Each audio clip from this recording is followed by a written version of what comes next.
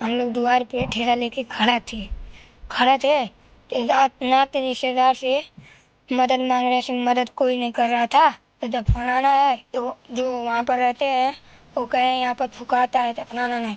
तो वहाँ से कहें मुसलमान का जो दफनाने वाला है वहाँ पर ले जाओ। तस्वीरें अक्सर कहानी बयां करती है, लेकिन कुछ तस्वीरें वो हमारे समाज के चेहरे पर एक तमाचा होती है। ये तस्वीरें उत्तर प्रदेश के महाराजगंज की है और ये सिर्फ एक खबर नहीं, बल्कि हमारे और आपके लिए सैकड़ों से सटते हुए सवाल भी है।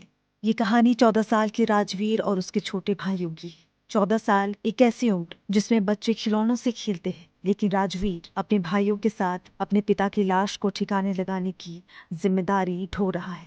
माँ पहले ही छोड़कर जा चुकी थी और लंबी बीमारी के बाद पिता का साया भी सिर से उठ गया। उम्मीद की पहली किरण रिश्तेदार होते हैं, लेकिन यहाँ तो दरवाजे पर दस्तक देने से पहले ही उम्मीदों ने दम तोड़ दिया। किसी ने साथ नहीं दिया। हिम्मत करके तीनों भाई पिता के शव को एक ठेले पर रखकर शमशान घाट पहुंचे। सोचा था यहाँ कोई तो होगा जो इस बोझ को समझेगा, पिता की चिता सजाने में मदद करेगा।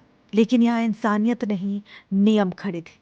उनसे कहा गया लकड़ी लेकर आओ, तभी अंतिम संस्कार होगा। अब जरा सोचिए उस 14 साल के बच्चे पर क्या गुजरी होगी जिसके पास कफन के पैसे नहीं, वो चिता की लकड़ी कहाँ से लाता। यहाँ धर्म के नियमों ने एक बच्चे की बेबसी पर तरस नहीं खाया।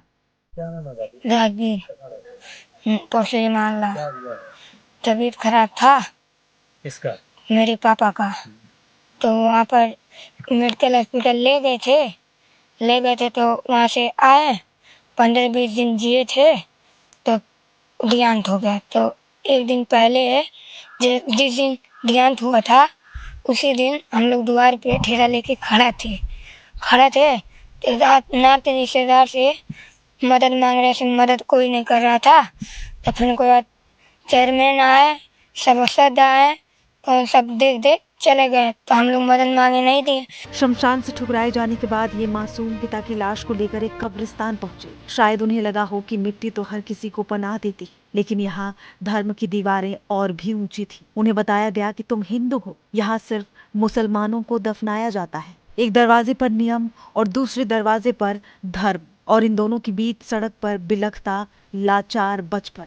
अब राजवीर के पास एक ही रास्ता था, पिता की लाश ठेले पर रखकर सड़क पर भीख मांगना, ताकि वो अपने पिता का अंतिम संस्कार कर सके। राहगीर आते जाते रहे, किसी को लगा ये भीख मांगने का नया तरीका है, तो किसी ने इसे फिल्मी कहानी समझकर नजरअंदाज कर दिया। लेकिन किसी ने उन आंखों में झांकने की कोशिश नहीं की जहां एक बेटे का दर्द सैलाब बनकर बह रहा था। सवाल ये कि उस भीड़ में कोई ऐसा क्यों नहीं था जो पूछता कि बेटा क्या हुआ।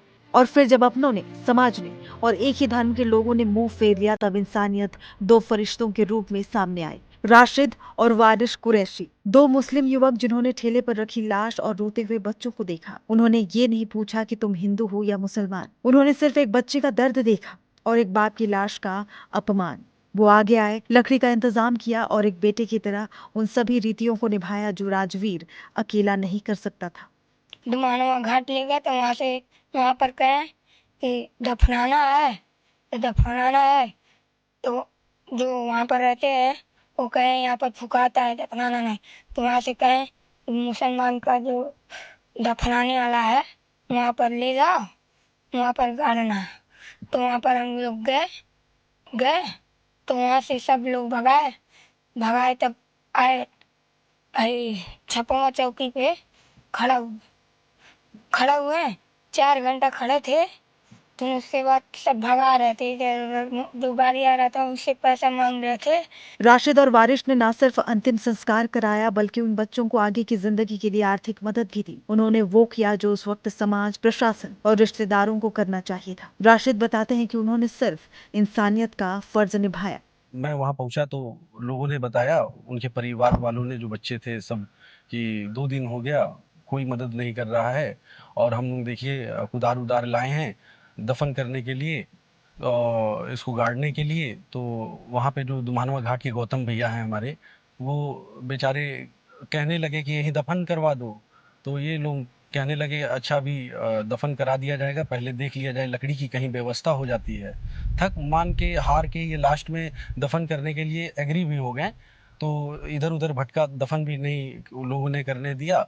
इसके बाद जो है मैंने सारी व्यवस्थाएं करा करके जो भी रीति रिवाज धार्मिक हिसाब से होती हैं उस हिसाब से हमने लकड़ी और तमाम चीज़ें करा करके मैंने रात्रि 11-12 बजे तक वहाँ रह करके सब कराया।